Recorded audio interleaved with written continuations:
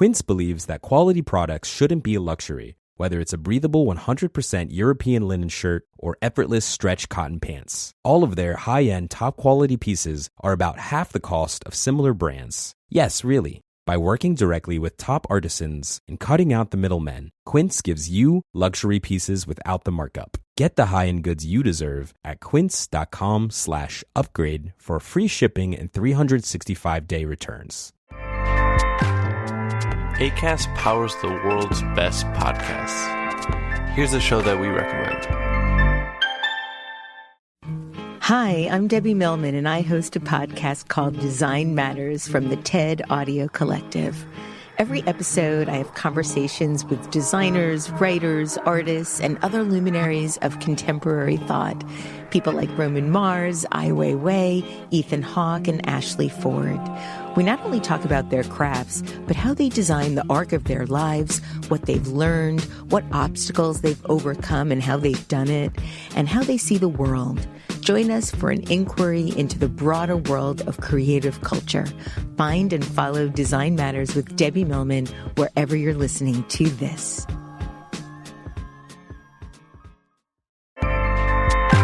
Acast helps creators launch, grow, and monetize their podcasts everywhere. Acast.com. Super real.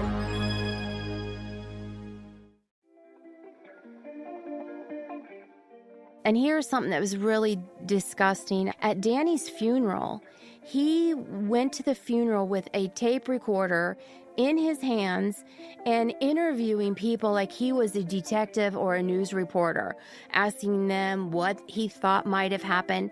And I've listened to these tapes, and it's absolutely disgusting. And this was done at the funeral. The funeral That's of all so places. Twisted. It Also, is. he knows full well who killed Danny. Like he was almost like rubbing it in people's faces. Hey, I'm Julian Morgans, and you're listening to What It Was Like, the show that asks people who have lived through big, dramatic events what it was like.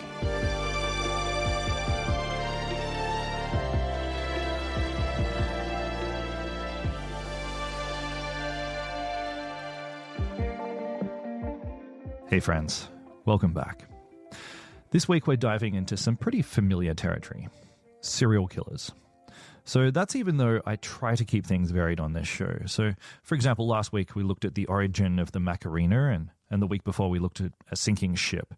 But I look at the numbers, I look at the stats on how many people click on the episodes, and you know what? Nothing trends like a serial killer story. You guys just love it. You guys. And to be clear, I'm not judging. I spend this show endlessly trying to understand the human capacity for evil and never quite getting there, so always coming back for more. So I'm not judging. I get it. I love these stories too. Now, both of our episodes this week are on serial killer stories. And just quickly, just so you're aware of what's happening in the bonus episode, I'm speaking with a woman who spent an afternoon interviewing Charles Manson in prison. And she's one of only a very small number of people who met Manson in the 48 years between his incarceration and his death. And she says that she was creeped out by him, but he was also very hypnotic. So look, it's a fascinating conversation. But in this episode, the episode you're listening to right now, this one is wild. My guest today is April Balascio, and she grew up with a really violent father. And the family was moving constantly. They lived in Ohio, they lived in Florida, they lived in Wisconsin, and they always left town in a hurry. And April was always told by her dad that they were escaping dangerous people. That's why they had to flee. But eventually, she began to wonder, were they really running from the monster? Or was the monster just in the driver's seat? So in 2009, after years of experiencing these vague memories about disappearances and missing kids and just lots of unresolved questions, April started Googling the names of the towns that they'd lived in, paired with words like cold case and missing person. And that's when she stumbled on the unsolved murders of 2 teenagers in Watertown, Wisconsin from the summer of 1980. And that was the same period when her father had worked at the same venue where they were last seen. So April picked up the phone and she called the police. Now, some of you might recognize this story from a podcast. There was a 2019 hit podcast called The Clearing, which covered April's story. And she's also just released a new book called Raised by a Serial Killer. We'll link to it in the show notes. It's an incredible read. But today, April joins me to talk through it herself. So this is a story about memory and identity. Basically, it's about how April came to understand herself when she found out that she was the daughter of a serial killer. So I hope you enjoy it. Here's my conversation with April Balascio. Hey, April. Welcome to the show. Thank you, Julian, for having me. Thanks for joining me. So we're going to be talking a lot about your dad today. So I think the best place to start is just to give me a bit of detail on his life. Can you start with an overview on your sort of dad's earlier years before you came into the picture? He was born illegitimate, which really bothered him. And his mother ended up committing suicide when he was a baby. And then he was adopted by one of his aunts. And then then she ended up dying short when he was around 7, I think. And then his grandmother basically started raising him. And then because she couldn't handle his antics, because from a very young age, he was a very strong-willed child and got into mischief, very unruly. And so she ended up putting him in an orphanage. I believe that's what, parents or family did back then when they had, children that were unruly. He spent quite a few years in the orphanage and was abused there at the orphanage by other kids and by the nuns.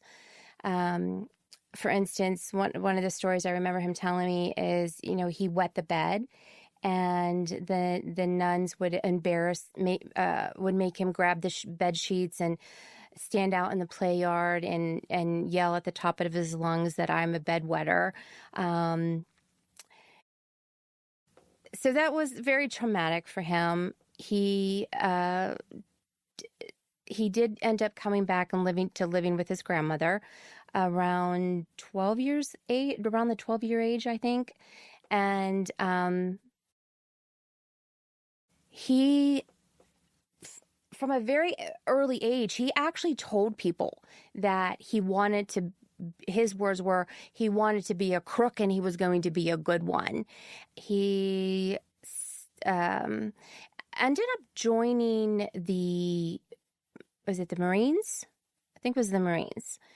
And he was too young. And when he went to the Korean War was going on at that time, and he wanted to go fight, and they realized how young he was, and they didn't allow him.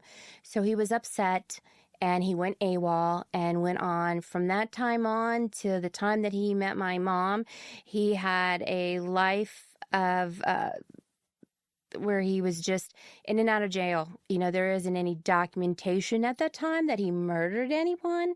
That's, to be determined. It's something that's in the back of a lot of our minds, is whether or not he actually killed anyone during that time. But he was in and out of jail. And then when he met my mom, he was on parole. I believe that was in 1969. And 8 months after he met my mom, actually, it might have been even sooner than that, they married. And my mom knew about his past. My dad did tell her. And according to my mom, because my dad was so honest and upfront about it, it made her love him more. So that sums up his life. He pretty much had a life of crime from a very, very young age, probably 6 or 7. Right. Okay. And when you came into the picture, what was your parents' relationship? I was the firstborn out of the 5 children. I was born about, they married in June or July, and I was born in March. My mom was pregnant with me before they were married, and then my brother after me was 10 and a half months after me. And then a year after that was another brother. And then 2 years after that was another. And my mom had 5 kids within 7 years. But as far as my mom and dad's relationship, when I was young, early toddler, preschooler, I just remember my dad being fun. I do have some vague memories of my dad being mean to my mom. I do remember him punching my mom in the face, and she came home with a broken jaw, and her teeth were wired shut. And I was very young. I think it was 2.5 or so. And I do have memories after that. So I do remember my dad, hitting my mom and being abusive to my mom. But at that age, I was daddy's little girl, and I love my dad. I love my mom. Most of my memories, and I also choose to do this. I choose to dwell on the happy memories. I really try not to dwell on the negativity. I'll speak about it, and I'll answer questions. And I wrote about it in my book, but even to this day, I try to dwell on the positive. And my dad was a lot of fun. Matter of fact, a lot of the things that he did with us growing up, like playing hide and go seek and the haunted trails and all the games that we played at parties and the big festivities that we had at all the holidays, I implemented in my own life with raising my children and working with kids in the church. So my dad was he was a lot of fun. He was the life of the party. All the kids always wanted to come to our house because we were always playing games. He would play with us. Some of the most fun things that we did. That's not to say that my childhood was always that way. Obviously it wasn't. My dad was very abusive. He abused my mom. He abused us. He was very violent physically. It was nothing for him to, throw me across the room, hit me, punch me. Many times the abuse was so bad that he wouldn't send me to school because he was afraid of someone noticing. Or he would send notes to school where I would have to sit out of gym class because he didn't want anyone to see the bruises. And he was very abusive towards my 2 younger brothers, the ones right after me. And then the 2 youngest siblings, they were raised differently. They had a different upbringing. I don't know if it was because there was a little bit of an age gap there, or if after having 5 kids, mom and dad were just tired and they just let them get away with more. I don't know. And you guys moved around a lot when you were kids. Can you tell me a bit about that? We moved every 6 months to a year. I think I counted. I was in, I would have to count again, but I don't know. It was in the 14, 15, 16 different schools that I was in. And at the time of moving, the excuse that my dad gave to us for moving was that there were bad people that were wanting to find him because of him turning evidence over to the police or to the FBI. So these bad people wanted to hurt him or to hurt us. So we had to keep on the move. And I believe that probably up until 1980, I think our first move, after we stayed in the Doylestown area from when I was in kindergarten through 3rd grade. We moved out of Akron right before I started kindergarten. And then in the Doylestown area, I was there from kindergarten through 3rd grade. The summer of my 3rd grade was the first time we moved. And I think that was in 1978. And 2 years later, I found we were in Wisconsin after we had moved from Florida to Colorado. And then we were in Wisconsin in 1980, and we ended up leaving literally like a month or 2 months after we had moved there. And that was the first time that had happened. And at the same time, though, I remember that there was a couple that had come up missing. And my dad just kept talking about this couple.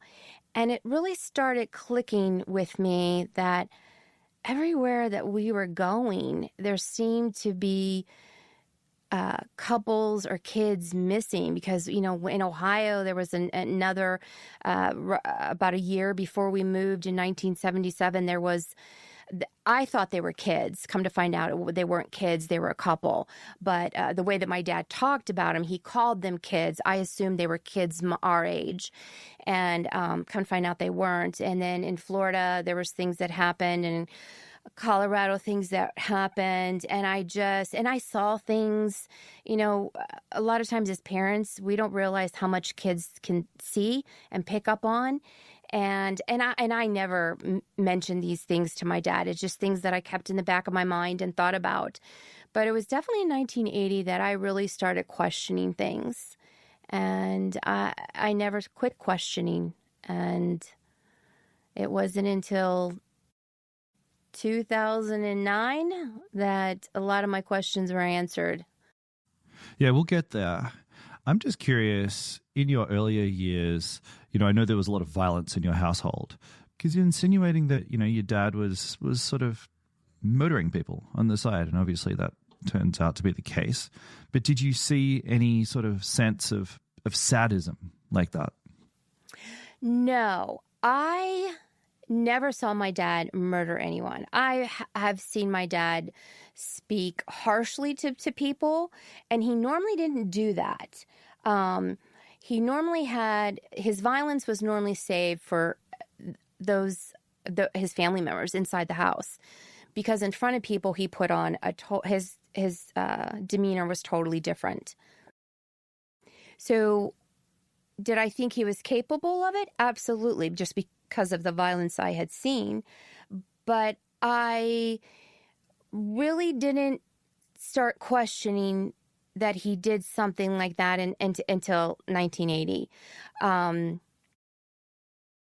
And even after that, we moved quite a bit.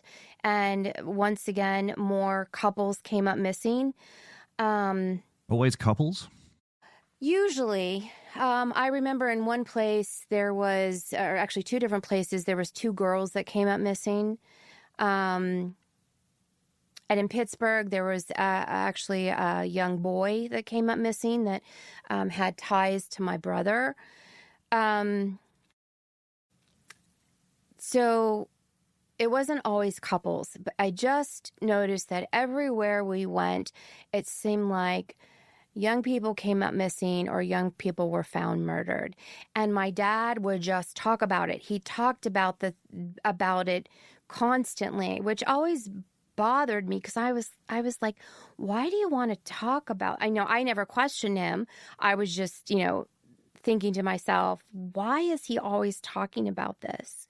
And it was things like this that when I became an adult that came back, and, I started questioning more and realizing that, there was, well, actually in 1996, I knew without a shadow of a doubt my dad was a murderer, but I just didn't know how to prove it.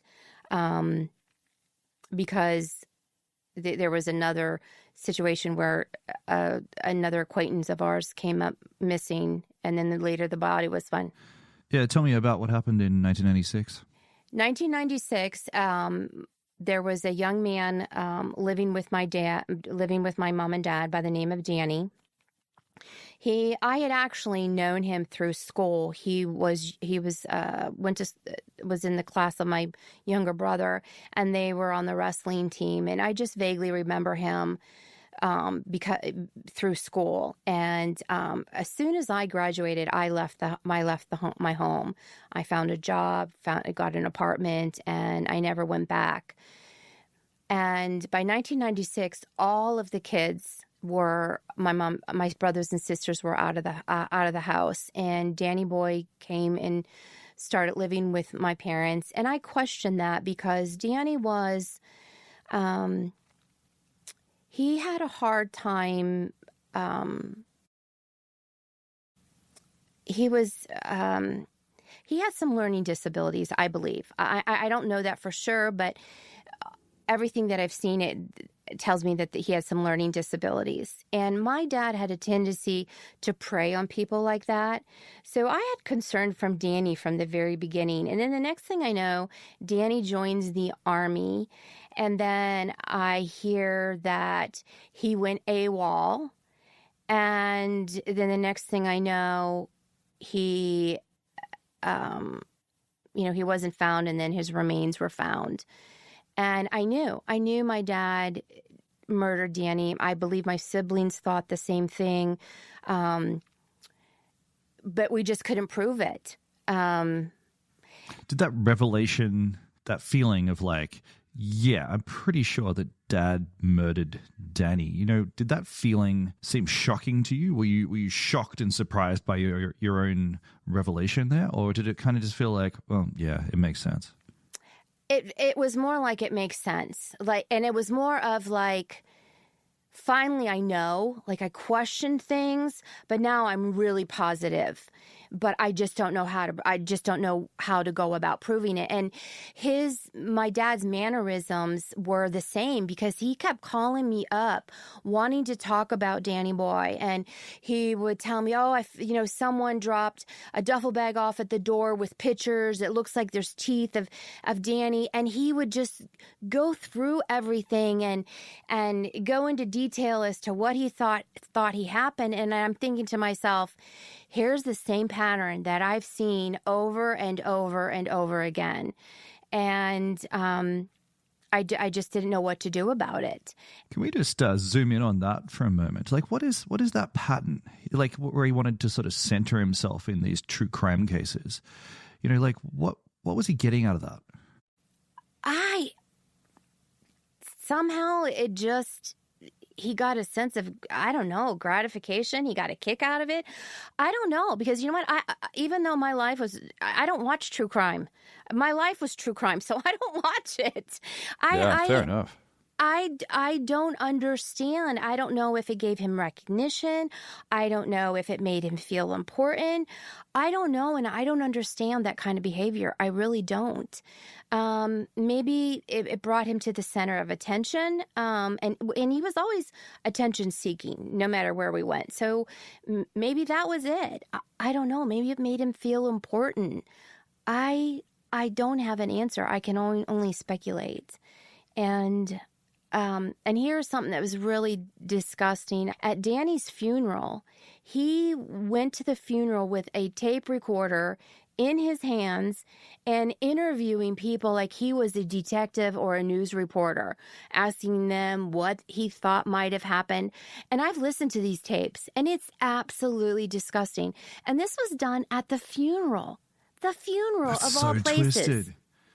It also, is. he knows full well who killed Danny. So like that's such a weird layer to this story. Like he was almost like rubbing it in people's faces. How ignorant are you? Because I know the truth here. So like, what do you know? Yeah.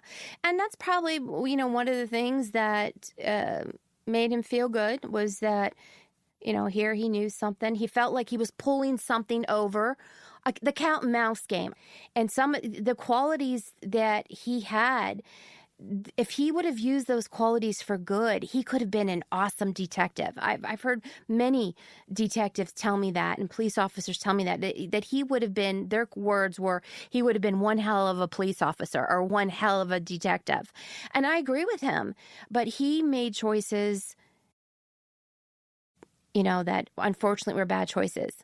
I have chosen... very bad choices. Yeah, and I have chosen to live a different life. Actually, all of my siblings, we're all law-abiding citizens, have lived in the same areas for years and kept the same job for years. I've tried understanding my dad, and I don't have an answer for that. And sometimes, I find myself going down that rabbit hole, and I have to pull myself back and like, you know what, April, it's not up to you to answer why he did what he did. I mean, I don't think it's possible. You know, he seems like such a medley of contradictions and different impulses. You know, like you said at the start, he was really good at playing games. I know that he was good at Christmas, but then he was incredibly violent and he had the shortest fuse ever. And, you know, he was beating up your mum and this horrible stuff. Plus, he was murdering people. You know, he was a horrible man other times. Really interesting contradictions. Hey, it's time for a quick ad break here, but please don't go anywhere. Stick around because we'll be right back.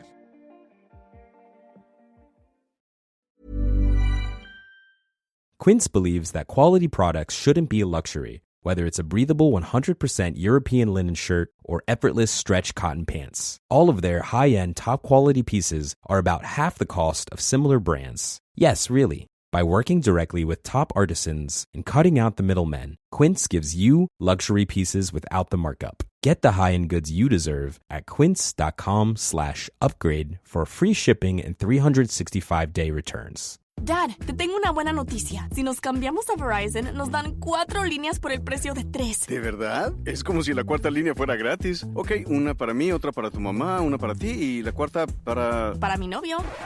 Excuse me? Dad, mira, quiero estar en contacto con él todo el tiempo, hasta en las vacaciones. Pero vamos a estar fuera del país. No importa. Cuando viajas con Verizon, tu teléfono también lo hace. Imagínate, puedes hacer llamadas, textear, así yo estoy contenta. Y yo también. Que empiecen las vacaciones y los ahorros con My Plan de Verizon. Cámbiate hoy y llévate una cuarta línea para quien tú quieras por el precio de 3 por solo $30 por línea al mes en Unlimited Welcome y AutoPay más impuestos y cargos. Además, usa tu teléfono en el extranjero con Travel Pass en un país que elijas 3 días al mes por $10 al agregarlo a My Plan. Visita tu tienda Verizon en DC. En el plan Unlimited Welcome, los datos Unlimited 5G, 4G LTE podrían ser temporalmente más lentos que los de otro tráfico durante una congestión. Roaming de datos nacional a velocidades 2G. Se requiere tener una línea suscrita a My Plan para los 3 días de Travel Pass. Se aplican términos adicionales.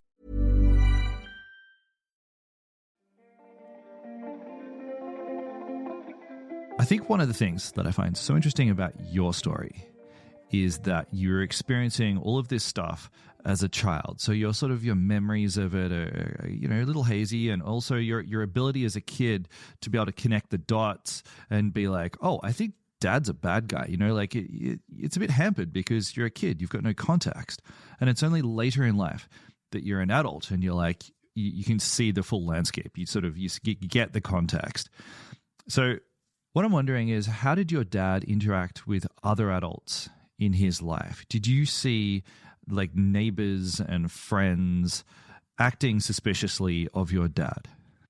No, there was only a few times, a handful of times, that I saw my dad act violently or, you know, talked harshly or yelled, and and they were few and far between, because with people he was usually happy-go-lucky. He was the life of the party. He was very entertaining.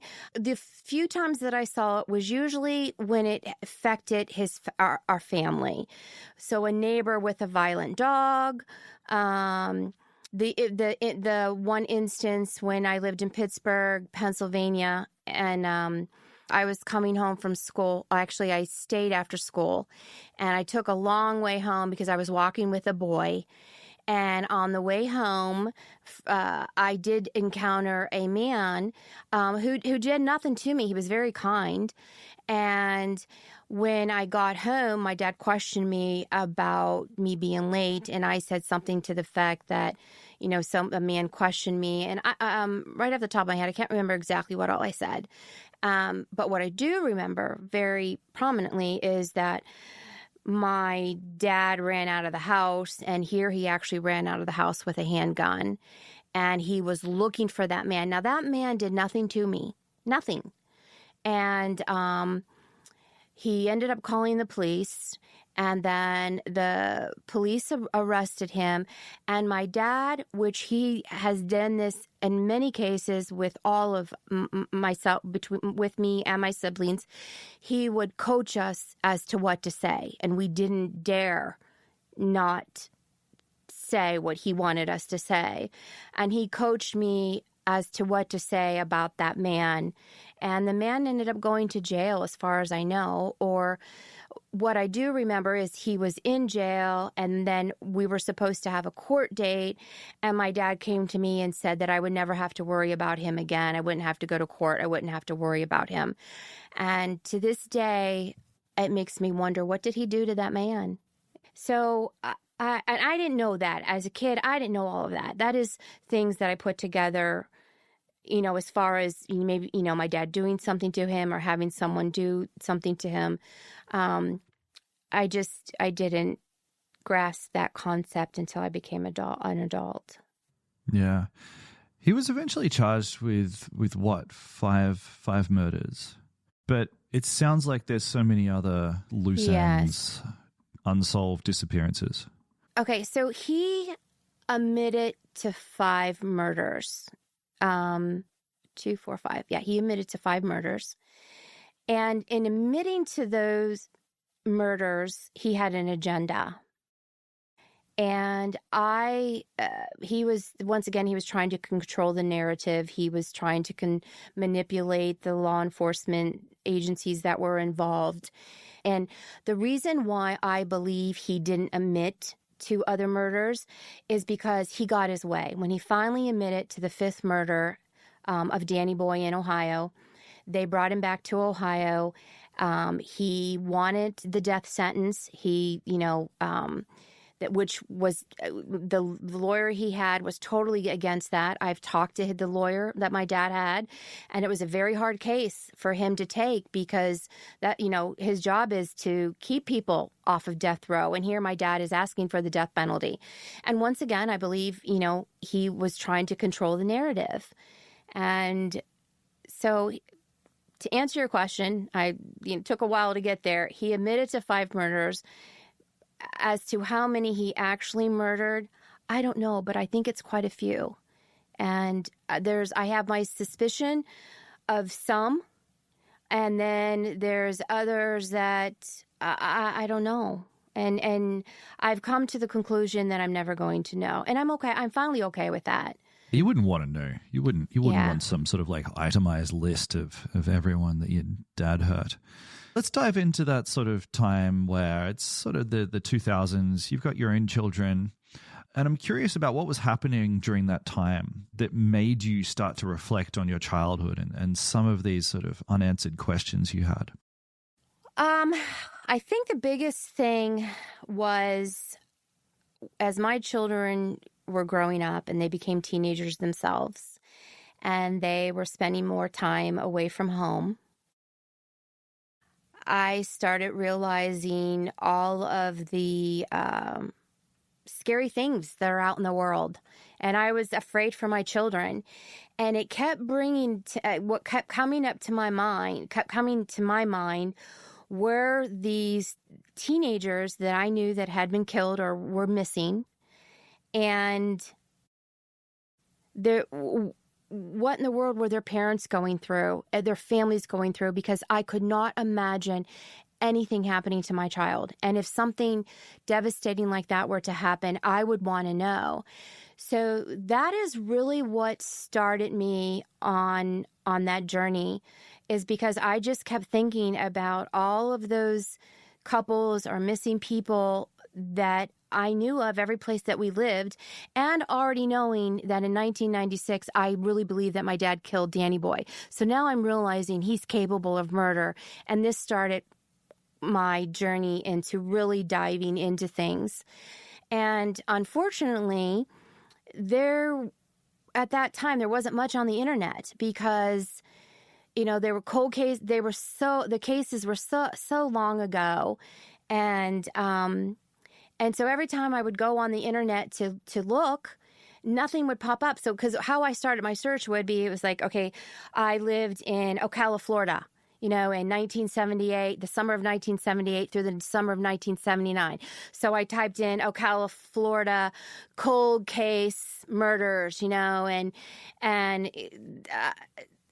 nothing would really pop up. The 2 people, the boy and the young man and girl, Tim and Judy, that were missing in Wisconsin, I didn't know they were murdered because we had moved away before their bodies were found. Those missing kids were always in the forefront of my mind. But when I started wanting to look on the internet, those two totally slipped my mind until May 2009. And 2009. yeah, and all of a sudden, I was laying in bed, and the Lord brought to my mind, what about the Watertown, Wisconsin couple? And I was like, oh my gosh, why had I never thought of that? So I grab my laptop and I type in Watertown, Wisconsin cold case murders, and up pops the Sweetheart murders. And the reason it pops up on the internet is because a month prior, the state of Wisconsin had just given money to cold cases to reopen them and to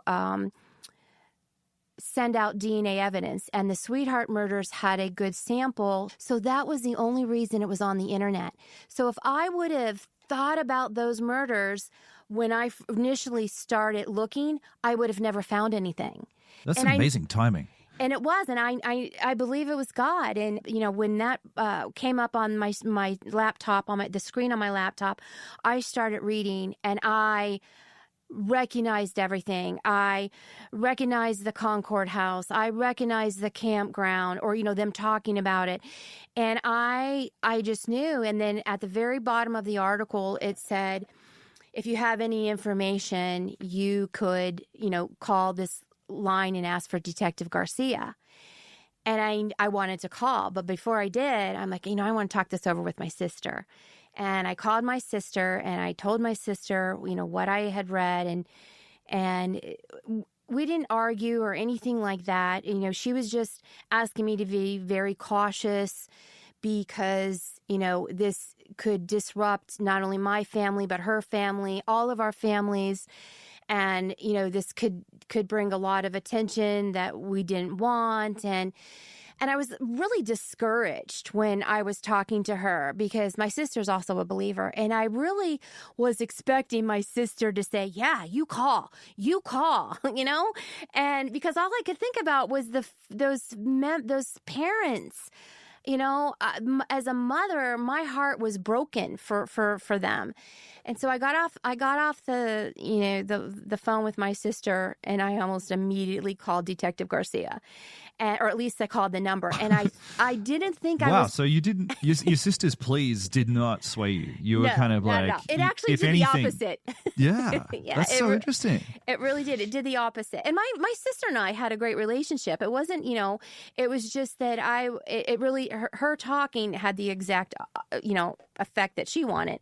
But, and when I called, I actually thought I was going to be leaving a message because this was late at night.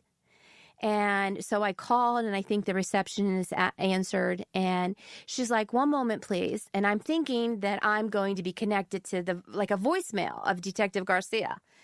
But that wasn't the case. He was actually working late that night, and he was in his office. So, when when I hear Detective Garcia speaking, how can I help you? I'm like,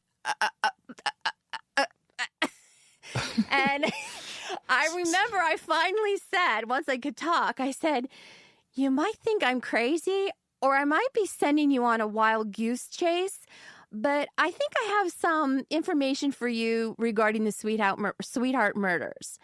And he was like quiet on the line. And then at first he was quiet, and then I don't know exactly what he said after that, but he started asking me questions, and I started talking. Now, what I didn't know at the time was that he did think I was crazy.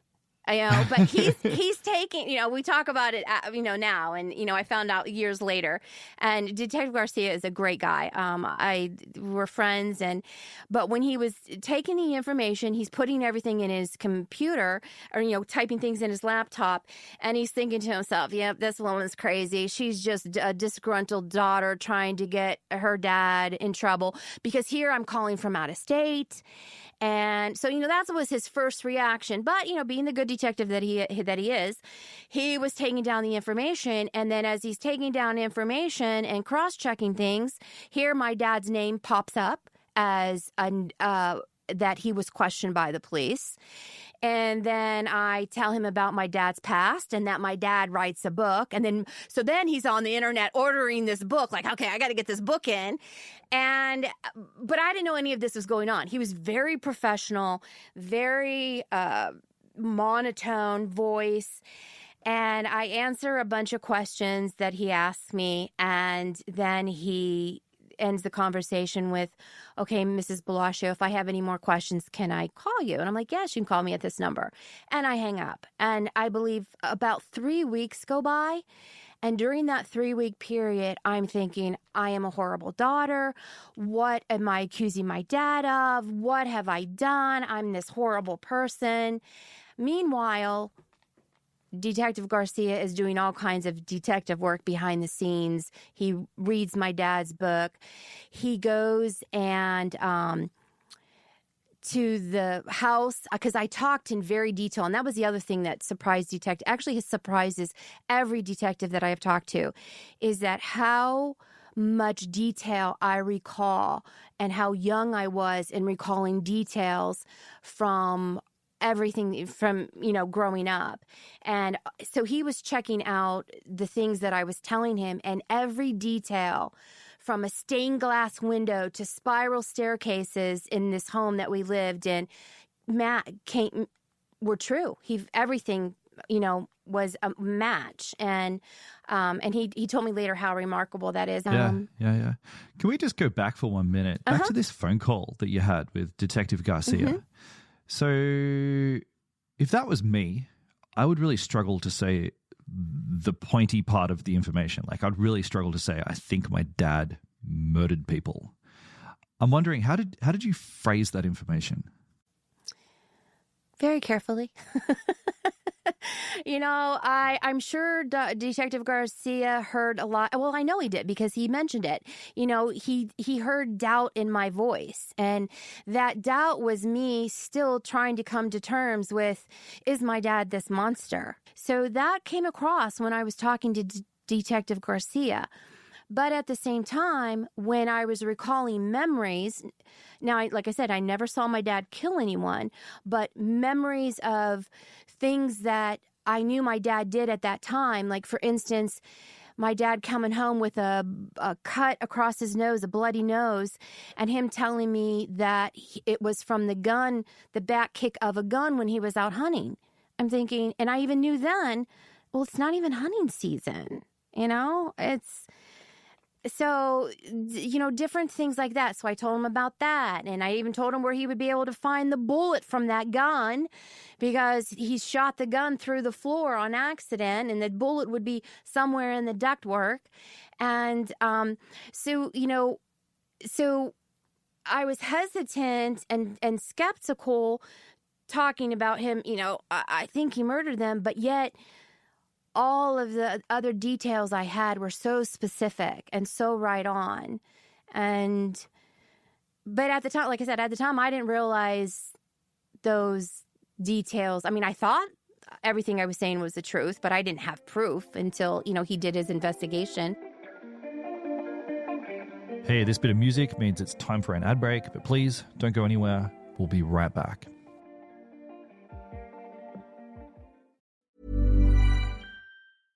Ready to level up your everyday? Quince makes premium essentials without the premium price tag. From quality clothing and stylish accessories to travel staples and high-end home goods, Quince has it all. And by partnering directly with top artisans and ethical factories, Quince delivers high quality at half the cost of similar brands. Shop elevated essentials without the markup at Quince. Go to quince.com/levelup for free shipping and 365-day returns. Quince.com/levelup.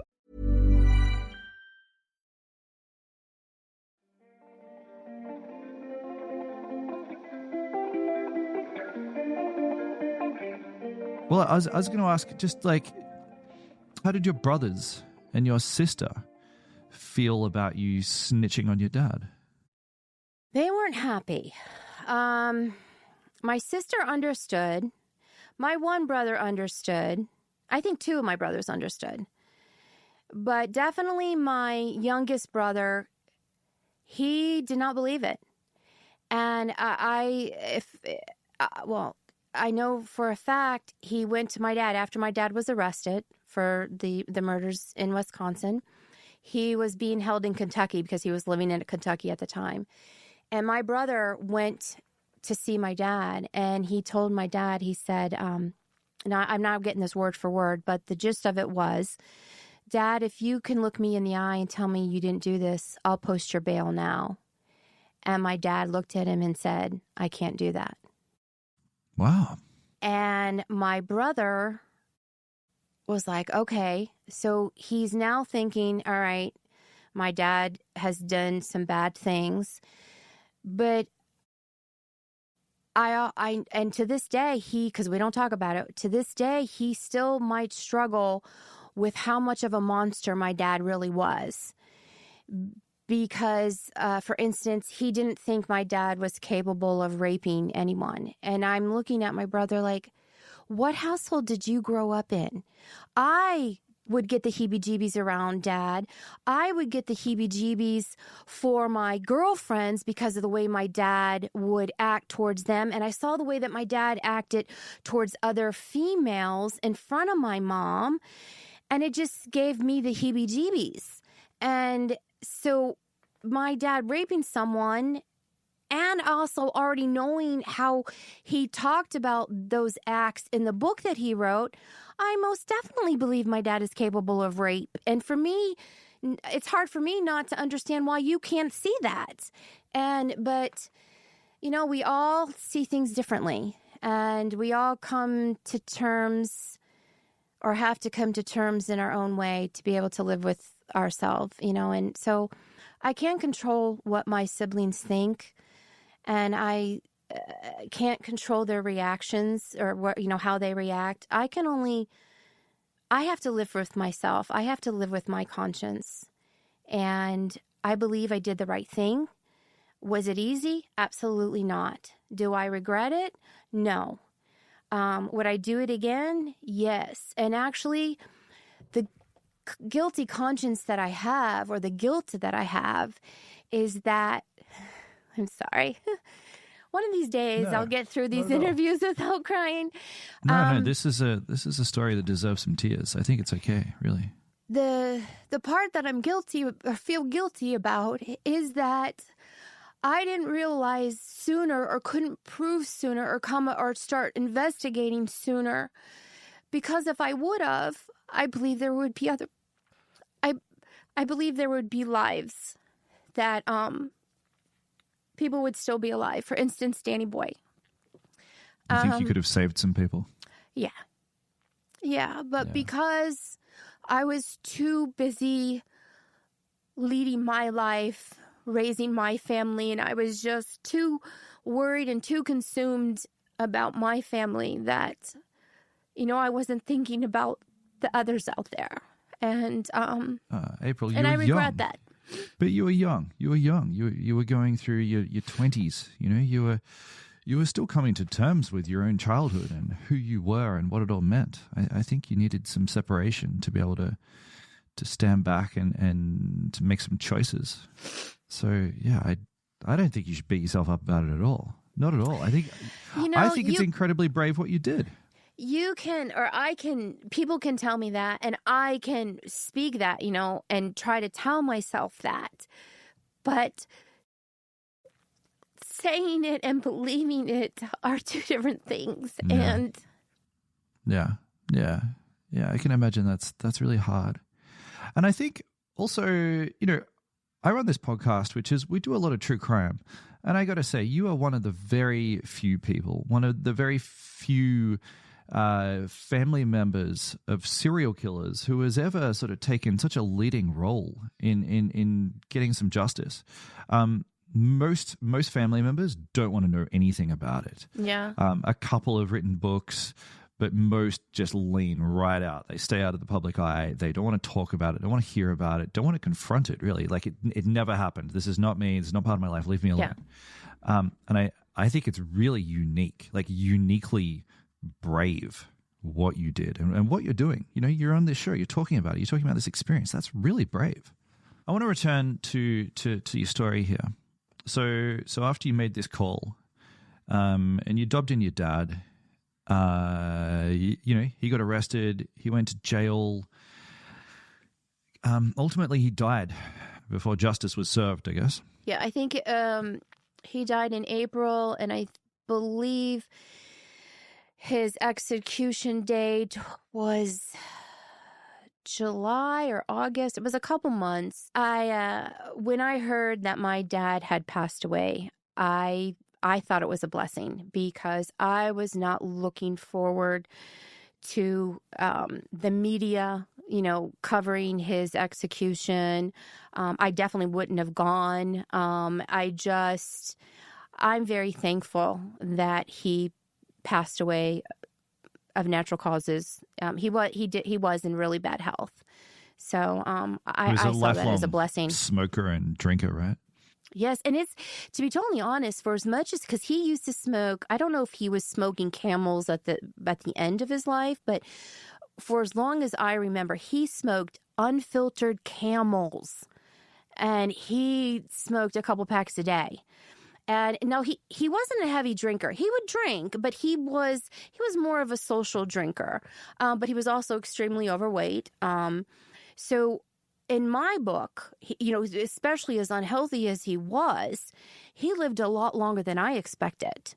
Yeah, he got to, 77 or something. That's a long time. Mm-hmm. In the end, his body just gave out. Yeah. And there again, that was a blessing. No one in my family would have been looking forward to that.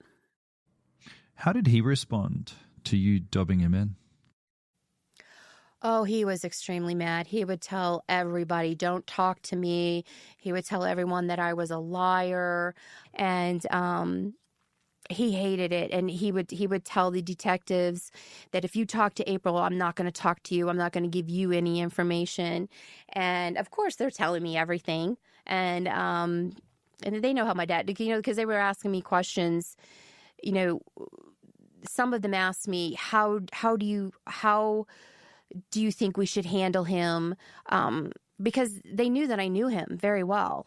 And I knew his tells, where it took some of the police, some of the detectives hours to realize some of his tells. I could have told them immediately what some of his tells were. And so I knew everything that was going on. And sometimes they listened to me, sometimes they didn't. But I would have detectives. I've had more than one detective has told me this, and I just shake my head.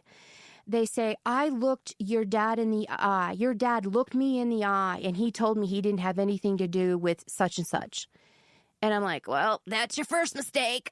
Look at him in the eye and trusting him. He's good at that. And he had that capability of looking you in the eye, not flinching, and telling you the wildest stories. And people, and especially the way that he would tell them, people would just believe it. And this is a funny aspect, but he passed that trait down to his children, not the lying. That's not what I'm talking about. What I'm talking about is his salesmanship. He passed that down to his children, and I see it in his grandchildren. My brother, and he's in a couple of my brothers, their livelihood is based on salesmanship, and they're at the top. And then I've seen my kids. Two of my children were a waitress and a waiter, and at that place they would give out bonuses if you sold so much. Well, my two kids would always win first place that everyone else quit trying. I jokingly tell people, "I can sell you swampland in Florida," It's wild that charisma like that is a heritable trait. Yes, it's it really that's so is. Interesting. Yeah. Do you when he died, were you sad? I was relieved. Yeah, I was relieved because I don't think the sadness hit me. The sadness of not him dying, that I was never sad that he died, because I was actually relieved, because, as I said before, because he was going to be executed, and I didn't want to go through that circus.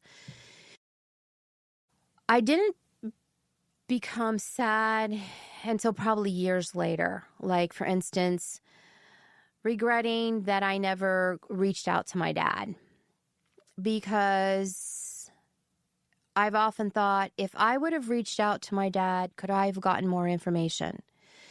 Because that was one thing that my dad knew about me, is that I didn't participate in his head games, where he would, where my other siblings would, kind of go along with it, even though, they knew what my dad was up to. They would just, to keep the peace, they would, go along with it or make jokes. Whereas with me, I just shut it down. I didn't shut it down nasty. I was just like, Dad, you're lying to me.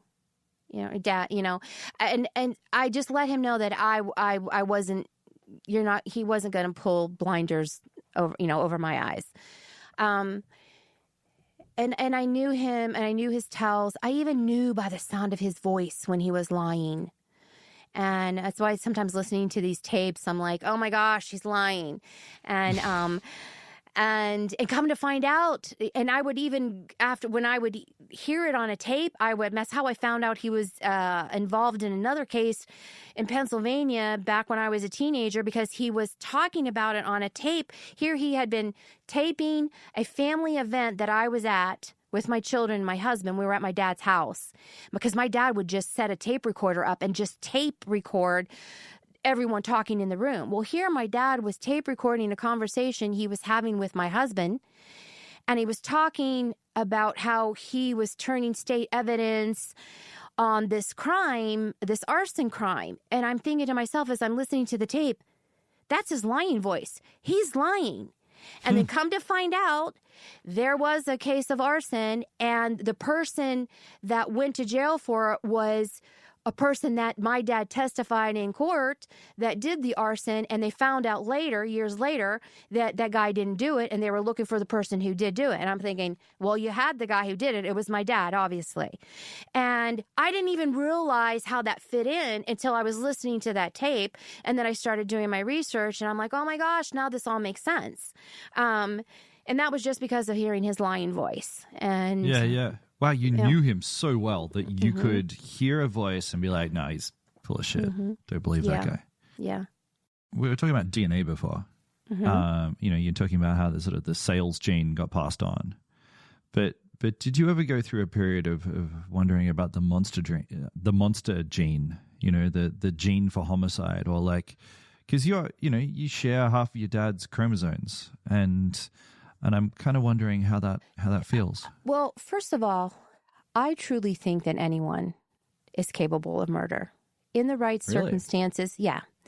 If you saw someone attacking your daughter, would you be able to? Yeah. So gladly. Yes. I truly believe that everyone is capable of murder under the right circumstances. So that's the first thing I truly believe. Secondly, even though people have the same DNA, we have the ability to make our own choices. And I do realize that mental health problems like that could also be a factor. And I don't know if that was a factor with my dad. It very well could have been. I don't know. But I believe with my whole heart that we do not have to be a product of our environment. I sincerely believe that. So I'm not saying, there's circumstances to everything. But whereas I said earlier, all my siblings are law-abiding citizens. And the other thing with that being said, most of them are believers in the Lord. So I also think that is the huge difference, because they have that compass to set them on the right path. Your mom, how's your mom doing?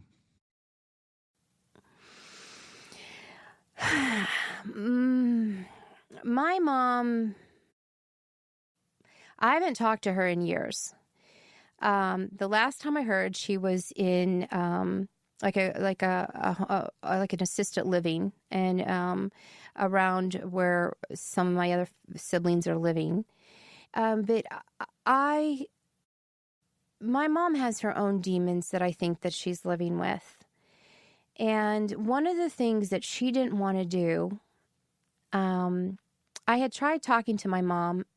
She did talk some. I had tried talking to my mom about her childhood. She couldn't even really remember too much about her childhood. And then I also, tried to ask her things about my dad. And she did tell me quite a bit. She did reveal quite a bit, which led me to realize my mom knew a lot of the crime that my dad was doing. Did she know? Oh, yeah. Did she know everything? No, I don't think she knew everything. I don't think she knew about the murders. Did she suspect? I don't know. I can't say that. Say, whether she did or not. My mom was such a beaten down, abused woman from my dad. And she was just in a survival mode. Yeah. And she lived that way. Even after my dad was arrested, she refused to divorce him. And I remember, before my dad was turned in, I reached out to my mom and I'm like, Mom, you can come live with us. You can come live with us. And she refused to leave him. So I have a hard time putting my head around things like that. She's led a very difficult life. And so I'm thinking now I think she's probably very thankful for a peaceful life. Yeah. Yeah, reading your book, she does sound like she's just in survival mode. Keeps her head down, she's just compliant, doesn't speak up. She'd sit and watch your kids getting beaten up by your dad and would sort of step in very, very lightly, just at the end, really.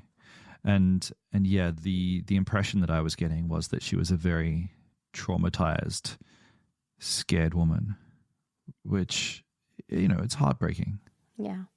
And because we moved so much and because my dad controlled her so much, she didn't even have friends. She didn't even have her family that she could reach out to. I'm not saying that her family wouldn't have wanted her to reach out, but it was how my dad controlled everything, that she couldn't. Yeah. Yeah. I mean, even you talk about this moment in the book where you go over to his place, to your parents' place for dinner, and they're eating KFC. It's clearly KFC, and they've got the KFC box in the rubbish bin, and your dad just looks at you. He's like, "No, I cooked this." I mean, that is just such unfathomably weird behavior. That's not at that point. It's not even lying. That is something else. Yeah, it's on a totally different level. I totally agree with you, and that's why. I think I talk about this in the book where I'm just wanting to let it go. We're at the dinner table. My children are around the table. I know what my dad is capable of. I have seen many a dining room table overturned because my dad getting angry. And I have my husband over there egging my dad on. And I'm just like, I'm kicking him. I'm giving him the evil eye, like, shut up. And my dad is getting madder and madder. Now I'm really getting concerned because I'm thinking, what is my dad going to do? And yeah, I had many moments like that growing up and even as an adult. And, you're right. It's on a totally different level. And yeah, it's bizarre behavior. Yeah. And at the same time, we let him get away with it, Yeah. But it was easier too hard, Yeah, it's easier to let him get away with it. Just forget about it. Yeah, you don't want to be fighting all the time. It's an exhausting way to live. Exactly. I mean, this is an example of weirdness, but then there's the fact that you were a teenage girl at the same time that he was murdering teenage girls or young women. I mean, of course, that is such utterly bizarre behavior, gross behavior. That yes, their mental illness must have been a component of his character. And not only murdering them, some of them I know he raped them. So, Judy, she was raped. The Wisconsin, the Sweetheart murders. Do you feel like you're any closer to me, for example, to understanding his mindset? That how he could rape young women while having a young daughter? I don't understand a lot of his mindset. You've asked me a couple different questions, and I, said, I don't know. I really don't know. It's a black box. And even growing up, okay, even when he was alive and growing up, and some of his behaviors, and I would try to think, why is he doing that? And I think I would have a reason, but then that reason would go out the window when I'd see him doing something else, So I don't have an answer for that. But when I'm at home and I'll, something might trigger a memory and I'll find myself thinking about something or wondering, I usually stop myself because, like I said, like at the rabbit hole, I don't want to go down that rabbit hole. I'm also at the place in my life where I live a very peaceful life. I, live out in the country. I have my animals. I have my gardening. And so for my mental health, there's things that I've learned to deal with. And there's times when I've realized I have to say, you know what, we're not going to go there today. Today's not a day to do that. And, but then there's other times that I'm totally okay with it. And so why do interviews like this? Why talk to me? Why write a book? If it's easier to just lean out of it, why sit in this? From the very beginning, I knew I wanted to get. Let me back up. After I turned my dad in, I had no intention of ever talking to the media, ever. Yeah. I didn't want to talk to the media. I didn't want to tell my story.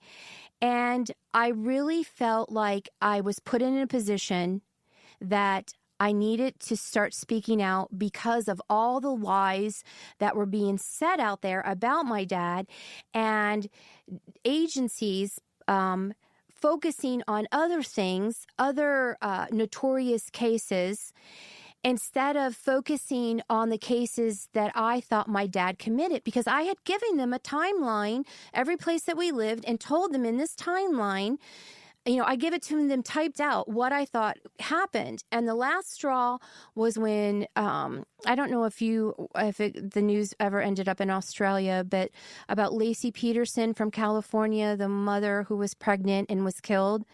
And I don't remember this case. No. Okay, it was years ago, and Scott Peterson, her husband, was the one that ended up being convicted for the murder. But there was people out there saying that my dad committed the murder. Well, I ended up having Scott Peterson's lawyer call me up, ask me if I would be willing to come out to California and testify on Scott's behalf to try to get the conviction overturned. And I'm like, my dad did not kill Lacey Peterson, okay? I can't help you. I mean, I was very nice to him, but I was also very frustrated. I literally hung up the phone with him and texted Josh. Josh is the one that I ended up doing the podcast with. Yeah, he produced The Clearing. Yes, he produced The Clearing. And Josh was the only person who, after all those years, still kept reaching out to me. I called him the last man standing because everyone else had dropped by the wayside because they realized I wasn't talking. And he had just texted me like a week or two before. So I texted and I said, I'm ready to talk. That's exactly what I said. I'm ready to talk. And he's like, are you sure? And so we ended up, and even then I refused to meet with him unless I met with him and my lawyer, because I was afraid, I didn't trust anyone. I was afraid what would be said. And come to find out, we ended up doing the podcast, and I agreed to do the podcast because they were actually helping me do the more investigating, and that can be very expensive. And so they were fitting the bill, which I was perfectly fine with that. And then doing the podcast, that wasn't, I always knew. So after realizing the narrative out there about all these stories being told about my dad that weren't true, I knew that I wanted to tell the story, my story. And the only way to tell that was with me telling the story. Because there are still those cold cases out there that I believe that my dad committed, and people aren't looking into them. And but at the same time, I don't want to talk negatively about any agency. It's also very hard for agencies to look at cold cases that long ago. It's so difficult, especially when there's not DNA, to investigate those crimes being so long ago, and if, with my dad being dead, and a lot of the family of the victims are even, passed away. So, I do have a lot of questions, and there are still some cases that I would love to have investigators look into more. And, but that's out of my control. So that was why I wanted to write the book. And another reason why I wanted to make sure that everything that I said was as truthful as I could possibly be, because who knows whose hands that book is going to land in, where something clicks and they have a memory and they could, have something to tell us about any of the cases. So that was my goal for writing the book. Okay. I don't know. Cool. Well, look, I just have one or two last questions for you. And something I'm wondering is, do you have any advice? There's a lot of people out there with terrible parents, and you seem to be winning the challenge of moving past some of the traumas of your childhood. Do you have any advice for people out there who are struggling? I do, and I wish I would have done this sooner. There is something to be said to getting yourself into counseling and talking with a counselor. I know that when I went to some counseling before I started the podcast, or even met Josh. Once I started talking to Josh and then doing the podcast and then doing the book, the more and more I talked about it, the more and more I was able to deal with that trauma that I wasn't dealing with. And if I would have talked about my story, because I didn't talk about it, and I would tell my husband a few things, here and there, but I didn't tell him anything the way that the book being, I told things in the book, because I just didn't want to talk about it. But I realized that in talking to someone and having a good counselor is so important. And that's what I was going to say about my mom. My mom was refusing to talk about things. And I really think that people said it was because of her health. She shouldn't talk about it. And I was thinking just the opposite. You should be talking about it for your health. For your health. Your health will improve if you get some of this poison out. Yes. And you don't even realize some of that gunk, that trauma that's there. So that would be my first suggestion. And then also to realize maybe the first thing is to believe in yourself and to believe that you do not have to be a product of your environment, that you have the tools to overcome. You may not know what those tools are, thus, talking to a counselor. But there's so many stories out there of mine that people that have survived, that have had traumatic childhoods, and they're living wonderful lives. So, and then what's been the most important for me is my faith. That has been the most important thing for me. Thank you so much for coming on the show and telling me about your life, your life story. It's been fascinating, and you've given a lot. So thank you. Well, I do. I had fun. Thank you for having me. I know that sounds probably bad. I had fun, but I did. It was fun. No, I had fun too. We can have fun. It's all right. Thanks so much. Thank you. Bye. Thanks, April. Bye. Hey, thanks for listening today. You should absolutely check out April's book. It's fascinating and it's beautifully written, and it's called Raised by a Serial Killer. We're going to link to it in the show notes, or you can just Google it. It's everywhere. It's online. It's in bookshops. You'll find it. Today's episode was produced by Rachel Tuffery. It was mixed by Jimmy Saunders, who also did our theme music. Our cover art is by Rich Akers. Ellie Dickey is our intern, and this whole thing has been a Super Real production.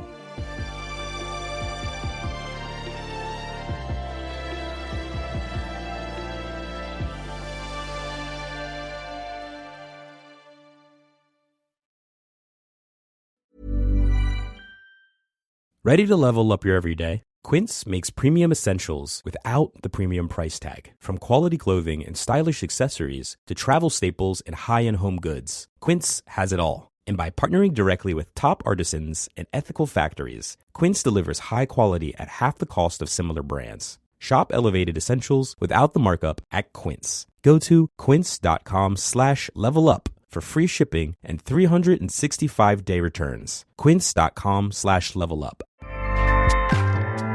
Acast powers the world's best podcasts. Here's a show that we recommend. Hi, I'm Debbie Millman, and I host a podcast called Design Matters from the TED Audio Collective. Every episode, I have conversations with designers, writers, artists, and other luminaries of contemporary thought.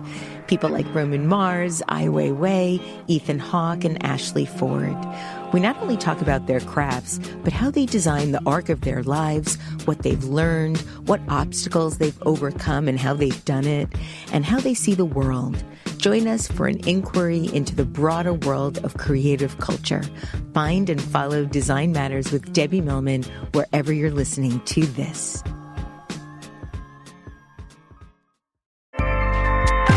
Acast helps creators launch, grow, and monetize their podcasts everywhere. Acast.com.